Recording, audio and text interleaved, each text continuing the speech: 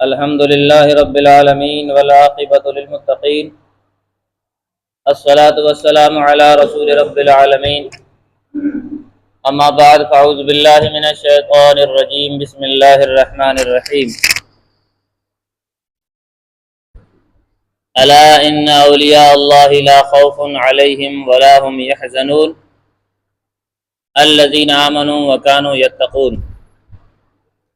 صدق الله العلي العظيم وصدق رسوله النبي الكريم ونحن على ذلك لمن الشاهدين والشاكرين والذاكرين والحمد لله رب العالمين۔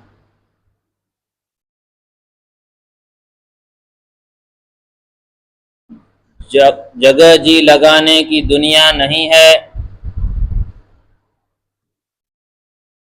جگہ جی لگانے کی دنیا نہیں ہے، یہ عبرت کی جا ہے تماشا نہیں ہے۔ جہاں میں ہے عبرت کے ہر سو نمونے، جہاں میں ہے عبرت کے ہر سو نمونے، مگر ہم کو اندھا کیا رنگ و بو نے، مگر ہم کو اندھا کیا رنگ و بو نے۔ اور کبھی غور سے بھی یہ دیکھا ہے تو نے، کبھی غور سے بھی یہ دیکھا ہے تو نے، جو آباد تھے وہ محل اب ہیں سونے۔ جگہ جی لگانے کی دنیا نہیں ہے، یہ عبرت کی جا ہے تماشا نہیں ہے۔ ملے خاک میں اہل شان کیسے کیسے،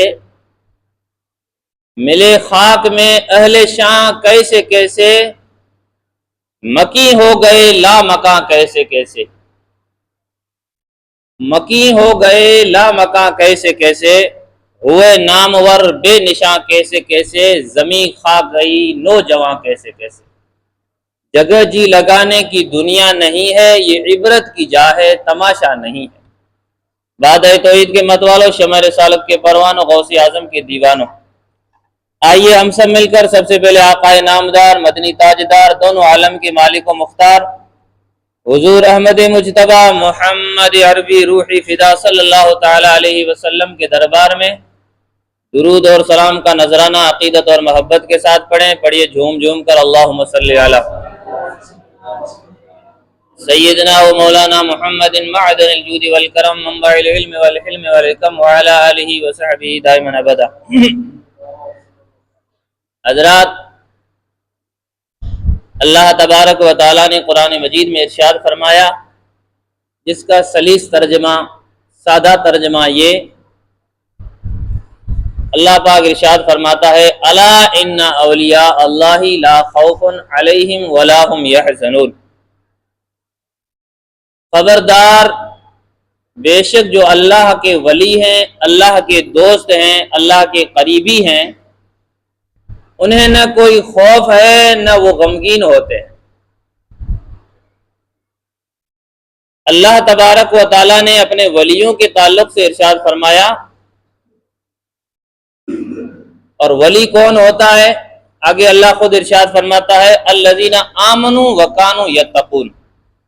ولی وہ لوگ ہوتے ہیں جو ایمان لے آئے اور ایمان لانے کے بعد میں تقوی اختیار کرے۔ تقوی کا مطلب ہوتا ہے پرہیزگاری، بچنے کو کہتے ہیں تقوی۔ اب کس سے بچنا؟ یہ آپ بار بار سن چکے ہیں کہ اللہ نے جن چیزوں سے منع فرمایا ہے، اللہ اور اس کے رسول نے جن چیزوں سے منع فرمایا ہے، ان کے قریب نہ جانا، ان سے بچنے کا نام ہی پرہیزگاری ہے۔ یہ اللہ تبارک و تعالیٰ کے برگزیدہ بندے، اللہ کے محبوب بندے جو ہیں، ان کا یہی عمل رہا ہے کہ اللہ تبارک و تعالیٰ نے اور اللہ کے رسول نے جن چیزوں سے منع فرمایا ہے، وہ اللہ والے ان چیزوں کے قریب سے بھی نہ گزرے۔ نہیں گزرنے کی وجہ سے اللہ تبارک و تعالیٰ نے ان کو اپنا قریبی دوست بنا لیا، اپنا محبوب بنا لیا، اپنا ولی بنا لیا۔ اللہ تبارک و تعالیٰ نے قرآن مجید میں ارشاد فرمایا ہے الا ان اولیاء، خبردار، بے شک جو اللہ کے ولی ہیں، اللہ تبارک و تعالیٰ نے خبردار سے ہم لوگوں کو یہ توجہ دلائی ہے کہ جو اللہ تبارک و تعالیٰ کے ولی ہوتے ہیں انہیں دنیا میں کسی چیز کا خوف نہیں ہوتا ہے۔ خوف کا مطلب ہوتا ہے دنیا میں رہ کے دنیا کی چیزوں سے ڈرنے کا نام خوف۔ تو اللہ تبارک و تعالیٰ کے ولی ہیں، آپ لوگوں نے ولیوں کے بارے میں سنا ہوگا، پڑھا ہوگا کہ اللہ تبارک و تعالیٰ کے جو پیارے بندے ہیں انہوں نے کسی بادشاہ سے نہ ڈرتے ہوئے، کسی درندے چرندے سے نہ ڈرتے ہوئے، بلکہ اللہ تبارک و تعالیٰ کی اطاعت کو اپنے مد نظر رکھتے ہوئے، اللہ تبارک و تعالیٰ کے حکم کو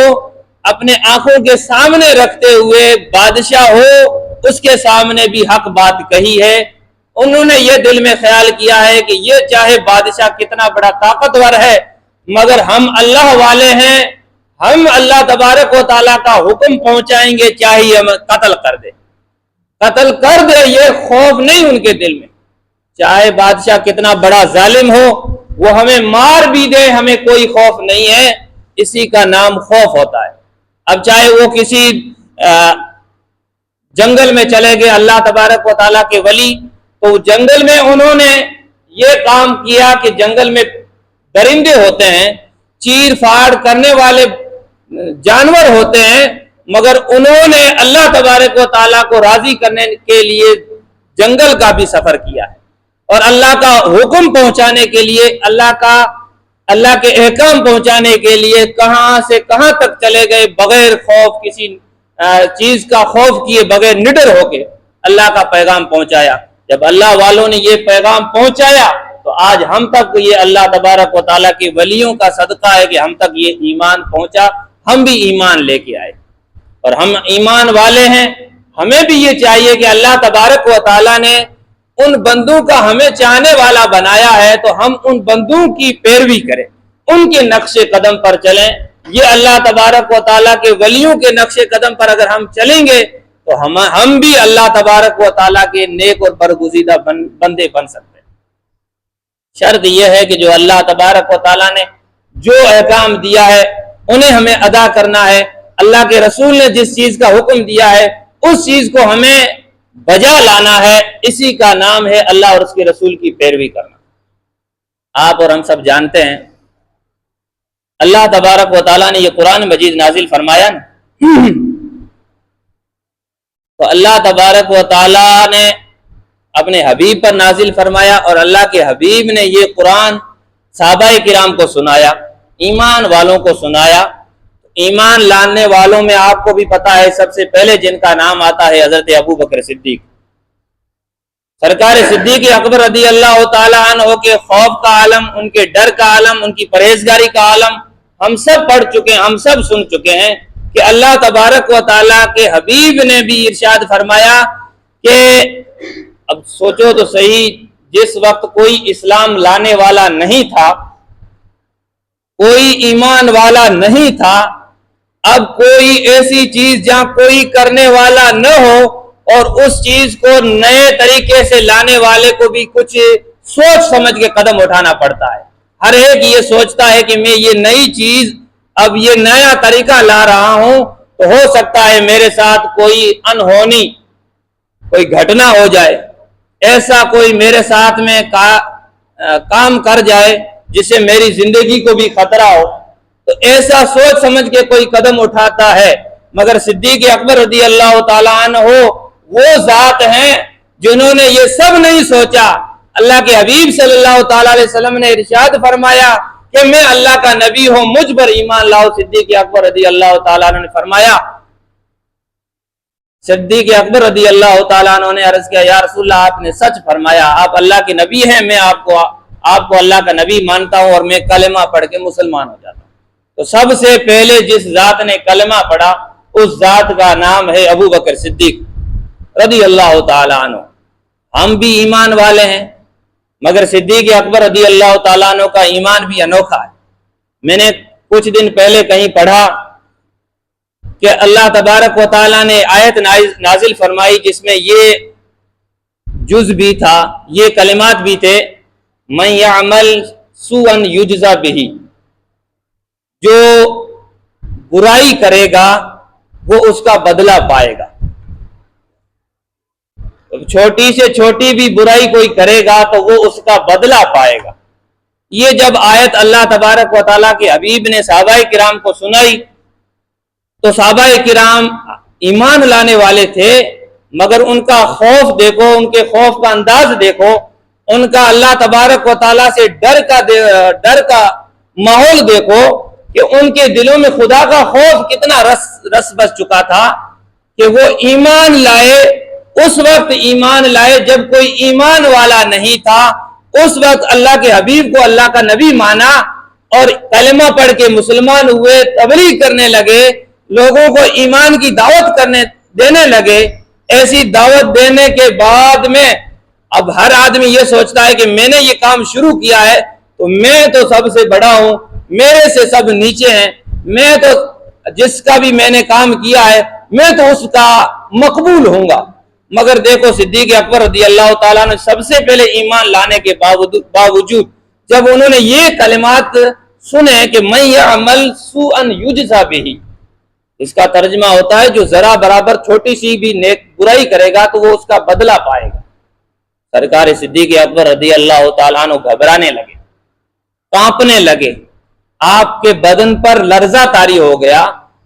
آپ نے جب یہ آیت سنی تو بے قرار ہو گئے، بے چین ہو گئے۔ سرکار دو عالم صلی اللہ تعالیٰ علیہ وسلم نے صدیق اکبر کی یہ حالت دیکھی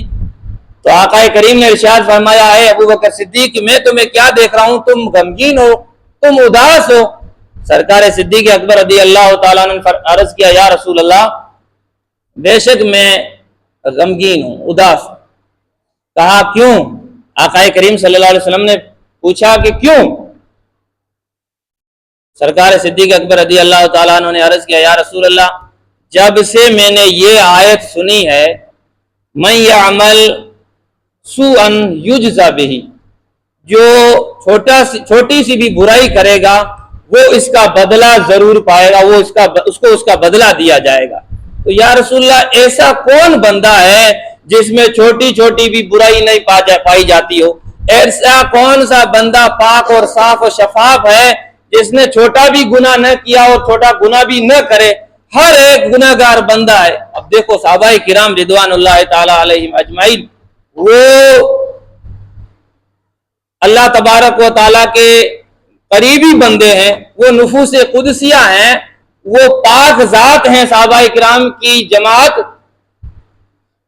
اتنی پاک ہے کہ آقا کریم صلی اللہ تعالیٰ علیہ وسلم کے وفادار جتنے ہیں، حضور صلی اللہ علیہ وسلم نے ارشاد فرمایا کہ جو بھی میرے صحابہ کرام میں سے کسی کے نقش قدم پر چلے گا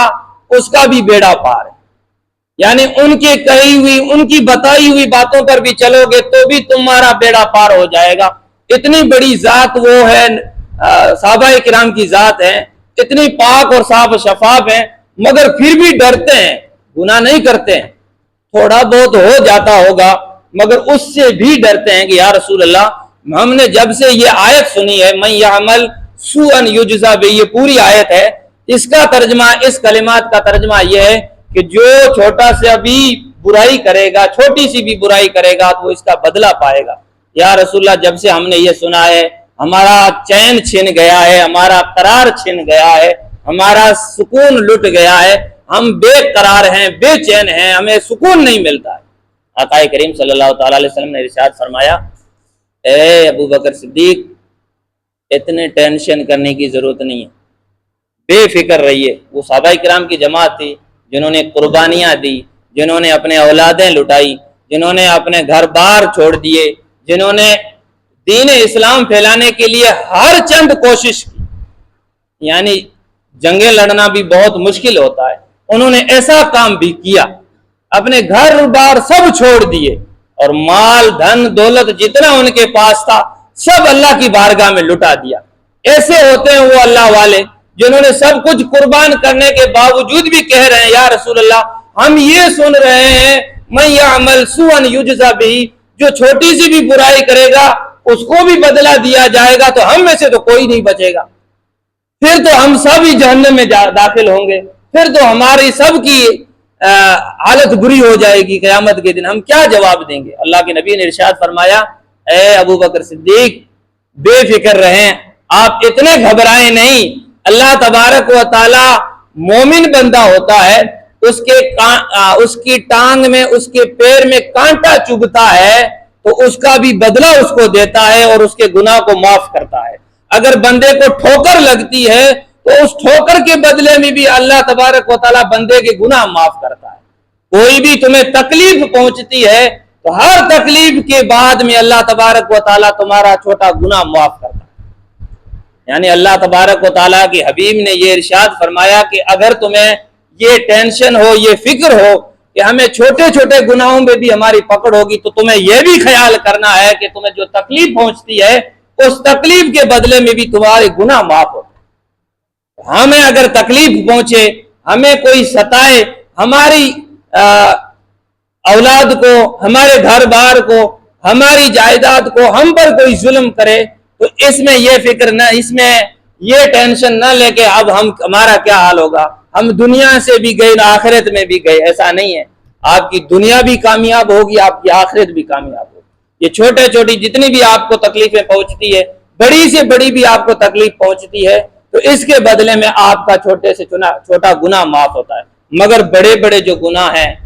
نماز ہو،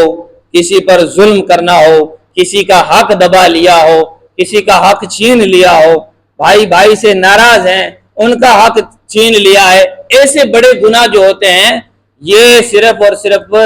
توبہ سے گناہ معاف ہوتے ہیں۔ خود انسان کو شرمندہ ہونا پڑے گا، نادم ہونا پڑے گا، گڑ گڑانا پڑے گا، رب کی بارگاہ میں عریضہ کرنا پڑے گا، مولا ہم نے بڑے گناہ کیے، تو معاف فرما دے۔ اور جو بھائی بھائی کا حق ہے، کوئی کسی دوسرے کا بھی حق ہے، انسان کا حق ہے کسی کا، تو وہ جب تک اس سے ادا نہیں کرو گے یا وہ بندہ تمہیں معاف نہیں کرے گا تب تک یہ حق تمہارا کبھی معاف نہیں ہوگا۔ اس کے لیے بھی آپ چاہے کتنی بھی بڑی توبہ کر لیں، حق اگر کسی کا ہے تو اس کو دینا ہی پڑے گا، یہاں نہیں دو گے تو قیامت کے دن وہ خود لے لے، وہ خود آ جائے گا، پھر وہاں ہمیں پچھتانا پڑے گا کہ وہاں تو دنیا میں تو ہم نے تھوڑی زندگی کے لیے اس سے اتنی چیزیں چھین لی تھی، اس کا حق دبا لیا تھا تھوڑی زندگی بسر کرنے کے لیے، اب آخرت کی زندگی تو ہمیشہ کی زندگی ہے، اس کو سنوارنے کے لیے اب ہم کیا کریں گے؟ اس وقت وہ بندہ بھی راضی نہیں ہوگا جس کا آپ نے حق چھین لیا ہے، اس وقت وہ بھی یہ کہے گا اب تو مجھے بھی نیکیوں کی ضرورت ہے، اب تجھے معافی نہیں ملے گی۔ اب یہاں ابھی دنیا میں ہم کسی سے معافی مانگیں گے، ہو سکتا ہے وہ آپ کو معاف کر دے، اور نہ بھی معاف کرے تو آپ کتنی بھی کچھ بھی ادھر ادھر سے کر کے اس کو اس کا حق دے سکتے ہو، مگر آخرت میں آپ کسی کا حق ادا نہیں کر سکتے۔ کرو گے تو آپ کی نیکیاں چھن لی جائے گی، پھر آپ تو چھڑے کے چھڑے رہ جاؤ، آپ کا حساب اور کتاب کیسے ہوگا؟ یہ ہم تو ڈرتے ہی نہیں، ہمارے دلوں میں خوف ہی نہیں ہے، ہم تو یہ سوچتے ہیں تو ہم سیدھے جنت میں چلے جائیں۔ خدا بہتر جانتا ہے کس کے اعمال اچھے ہیں کس کے نہیں اچھے۔ یہ سرکار صدیق اکبر کے تو اچھے ہیں نا، ان کے تو دیکھیں نا، ان کے اچھے ہونے کے باوجود بھی یہ آیتیں سنتے ہیں، قرآن مجید کی آیت کو سنتے ہیں تو گھبرا جاتے ہیں، یا رسول اللہ اب ہمارا حال کیا ہوگا؟ یہ اللہ والے ہیں، الا ان اولیاء اللہ لا خوف علیہم ولا هم یحزنون، اللہ تبارک و تعالیٰ نے ان کے بارے میں تو یہ فرما دیا ہے کہ انہیں دنیا کا کوئی خوف نہیں ہے اور آخرت میں بھی یہ غمگین نہیں ہوں گے، مگر خود یہ دیکھ رہے ہیں، خود یہ اللہ تبارک و تعالیٰ کے پیارے بندے یہ خود یہاں دنیا میں رہ کر خدا سے ڈر رہے ہیں، لرز رہے ہیں کہ ہمارا حال کیا ہوگا۔ نیکیوں سے پلڑے بھرے ہوئے ہیں، گناہوں کا کوئی ان کے پاس میں ان کے ہے ہی نہیں، گناہ ان کے رجسٹر خالی ہے گناہوں سے، مگر پھر بھی وہ کانپتے ہیں، اور ہمارے گناہوں کے انبار ہیں، گناہوں کے ہمارے پاس ڈھیر ہیں، نیکیاں ہماری ہیں ہی نہیں، پھر بھی ہم کہتے ہیں کہ اللہ بہتر جانتا ہے کہ کون جہنم میں جائے گا کون دوزخ میں جائے گا۔ سرکار امام اعظم رضی اللہ تعالیٰ عنہ ہمارے امام ہیں، 4 بڑے اماموں میں سے سب سے بڑے امام کا نام ہے امام اعظم ابو حنیفہ رضی اللہ تعالیٰ عنہ، جن کا اصلی نام ہے حضرت نعمان بن ثابت۔ یہ حضرت امام اعظم کے تقوی کا آپ ان کی تاریخ کو پڑھیں گے تو بھی غور و فکر کریں گے، سوچ میں پڑ جائیں گے کہ اتنے بڑے متقی اور پرہیزگار ہیں، اتنے بڑے پرہیزگار ہیں کہ ایک مرتبہ آپ کہیں گلی سے گزر رہے تھے، آپ سوچو گلی سے گزر رہے تھے، امام اعظم ابو حنیفہ ان کے پاؤں میں جوتی تھی لکڑی کی، کھڑاؤن جسے کہتے ہیں، وہ پہن کے جا رہے تھے تو آپ کے چپل سے جوتی سے کیچڑ اڑا اور کسی شخص کے دیوار پر لگ گیا، کیچڑ اڑ کے کسی کی دیوار پہ لگ گیا تو امام اعظم ابو حنیفہ رضی اللہ تعالیٰ عنہ جن کے مسئلوں اور مسائل پر ہم چلتے ہیں، ان کی ہم تقلید کرتے ہیں، ان کے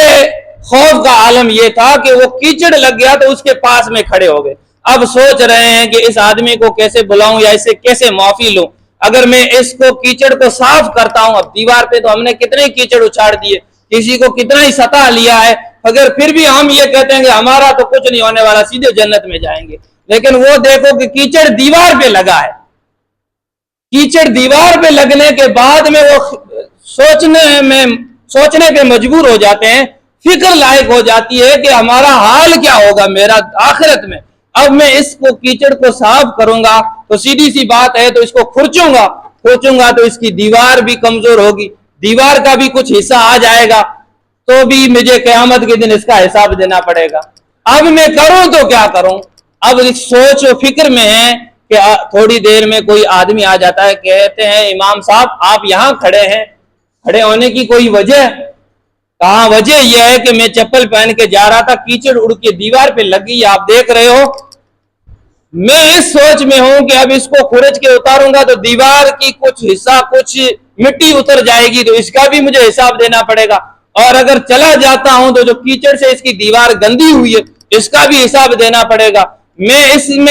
اس فکر میں ہوں، اس سوچ میں ہوں کہ کروں تو کیا کروں۔ اس آدمی نے کہا کہ آپ کیا کرنا چاہتے ہیں؟ کہا اس آدمی کو بلاؤ گھر والے کو، میں اسے معافی مانگنا چاہتا ہوں۔ اب اس آدمی کو بلایا جو مجوسی تھا یا یہودی بھی کہتے ہیں کہ یہودی تھا، اسے باہر بلایا اور وہ آیا تو اس نے پوچھا کہ اے امام صاحب آپ یہاں کھڑے ہو، کہا میری ایک مجھ سے غلطی ہو گئی ہے، آپ معاف کریں تو۔ انہوں نے سوچا کہ کیسی غلطی، آپ مجھے پہچانتے ہیں؟ تو کہا میں آپ کو پہچانتا کیوں نہیں ہوں، آپ تو مشہور ہیں، امام صاحب ہیں، آپ کو کون نہیں جانتا ہے؟ کہا مجھ سے یہ غلطی ہوئی ہے کہ میں یہاں سے چل رہا تھا، میری چپل سے میرے کھڑاؤن سے کیچڑ اڑ کے آپ کی دیوار پہ لگ گیا ہے، اب میں آپ سے معافی مانگتا ہوں، یا تو آپ مجھے معاف کر دیں یا پھر میں اس کو اتار دوں، معاف یہ کر دیں کہ کچھ دیوار کا حصہ بھی آ جائے تو بھی مجھے معاف کر دیں، قیامت کے دن میں نے حساب دینا میرے لیے مشکل ہو جائے۔ اب جب اس امام اعظم نے اس کو یہ بات بتائی تو وہ بھی اس بات پر مجبور ہو گیا کلمہ پڑھنے پر کہ دیکھو کہ جس نے کچھ گناہ نہیں کیا، کوئی غلطی نہیں کی ہے، تو چھوٹی موٹی غلطی ہے جسے ہم کچھ سمجھتے ہی نہیں ہیں، ایسی غلطی بھی یہ معافی مانگ رہے ہیں، تو دیکھو اسلام کتنا بڑا دھرم، کتنا بڑا مذہب ہوگا، جو چھوٹی سی غلطی پہ بھی معافی مانگنے کے لیے کہتا ہے، تو اگر کوئی بڑا ظلم کرتا ہوگا تو اسے تو ضرور معافی مانگنی پڑے گی۔ اس نے کہا آیا امام صاحب میں آپ کو بعد میں معاف کروں گا، میں اس کیچڑ کو بعد میں صاف کروں گا، اے امام صاحب پہلے آپ میرے دل کے کیچڑ کو صاف کریں، آپ مجھے کلمہ پڑھا لے، میں مسلمان ہو جاتا ہوں، آپ کو میں نے آج بھی معاف کیا، قیامت کے دن تک معاف کیا۔ وہ امام اعظم اتنی بڑی ہستی، اتنی بڑی ذات ہیں، ان کے بھی خوف کا یہ عالم ہے، وہ بھی کتنا ڈرتے ہیں، وہ بھی قدم رکھتے ہیں تو سوچ سمجھ کر رکھتے ہیں، اور ہمارے قدم پتہ نہیں انجانے اور جانے میں کتنے غلط چلے جاتے ہیں، ہمیں کوئی معافی کی درکار ہی نہیں ہے، ہم یہ سوچ رہے ہیں کوئی معافی نہیں مانگنی، جو کیا ہے میں نے صحیح کیا ہے، اب دیکھا جائے گا آگے کیا دیکھا جائے گا، اتنی بڑی ہستیوں کا مطالعہ تو کرو نا، انہوں نے ہر دن ہر رات، اب امام اعظم ابو حنیفہ کے بارے میں بتاتا جاؤں تو تقریر تو بڑی بڑھتی جائے گی، ان کے خوف کا عالم تو یہ تھا کہ وہ دن اور رات قرآن مجید کی تلاوت کیا کرتے تھے، ہر دن اللہ کو راضی کرنے کے لیے راتوں میں جاگا کرتے تھے، اب کتنی راتیں جاگنا، کئی رکعتیں پڑھنا، سو رکعتوں تک وہ پڑھتے تھے، وہ اللہ کو یاد کرتے تھے، گڑ گڑاتے تھے، روتے تھے۔ ہمارا حال یہ ہے کہ ہم نے ایک رکعت بھی پڑھی ہے وہ آدھی ادھوری پڑھی ہے، ہماری فکر کہاں تھی، ہماری سوچ کہاں تھی، ہمارا ذہن کہاں تھا، ہم کیا سوچ رہے تھے، وہ ہماری سوچ رہے سے ہو گئی. کوئی ایک آدمی تھا جو آ گیا، ٹائم بھی ہو گیا. ایک آدمی جو دکاندار تھا، وہ دکاندار کسی عشاء کی نماز میں ہمیشہ جماعت کے ساتھ پڑھا کرتا تھا. ایک دن وہ تھوڑا لیٹ آ گیا، جماعت نکل گئی اس سے. جماعتی جب نکلنے لگے تو وہ آیا اور رونے لگا. تو کہا تم کیوں رو رہے ہو؟ تو انہوں نے سوچا کہ شاید ان کی جماعت چلی گئی ہے اس لیے رو رہے ہیں کہ یار مجھ سے جماعت چلی گئی ہے. انہوں نے یہ خیال کیا. تو مجھے یہ خیال نہیں ہے کہ میری جماعت چل گئی ہے، مجھے ٹینشن نہیں ہے. مجھے یہ فکر تھی کہ ہمیشہ میں جب امام صاحب کے پیچھے کھڑا ہوتا تھا تو میں پورے دن کا حساب کر لیتا تھا، مجھے پڑھنا کچھ نہیں رہتا تھا، پورا حساب کر لیتا تھا کہ کس کا باقی تھا، کس نے دیا کس نے نہیں دیا. اور اب جب میں اکیلا نماز پڑھوں گا تو مجھے اب نماز میں الحمد شریف بھی پڑھنا پڑے گا، سورت بھی پڑھنی پڑے گی، تو میرا حساب کب ہوگا؟ مجھے یہ فکر ہے. ہمارا حال بھی یہی ہے. ہم نماز میں کھڑے ہوتے ہیں تو ہمارا ذہن تو جاتا ہی ہے ادھر ادھر. ہم یہ سوچتے ہیں کہ آج ہم نے یہ کام کیا، کل یہ کرنا ہے، اب یہ کرنا ہے، اس سے یہ کرنا ہے، اس سے دھوکہ کرنا ہے، اس سے چوری کرنی ہے، اس کی غیبت کرنی ہے. یہ ہمارا خیال رہتا ہے. تو اللہ تبارک و تعالیٰ کے بزرگوں کو دیکھو، اللہ کے ولیوں کو دیکھو، انہوں نے پوری زندگی اللہ کو راضی کیا پھر بھی ڈرے. اور ہم نے پوری زندگی اللہ کو کبھی صحیح طریقے سے یاد نہیں کیا پھر بھی بے فکر ہے. آپ سوچو ہمارا حال کیا ہوگا. اللہ تبارک و تعالیٰ کی بارگاہ میں دعا ہے جو کچھ ہم نے سنا اس پر عمل کرنے کی توفیق عطا فرمائے. آمین.